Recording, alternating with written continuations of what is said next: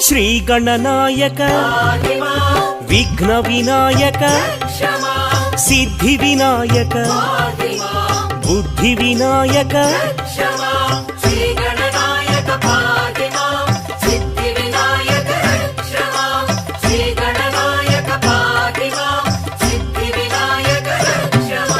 మూషిక వాహన మోదక హస్త పార్వతి తనయ పాప విమోచన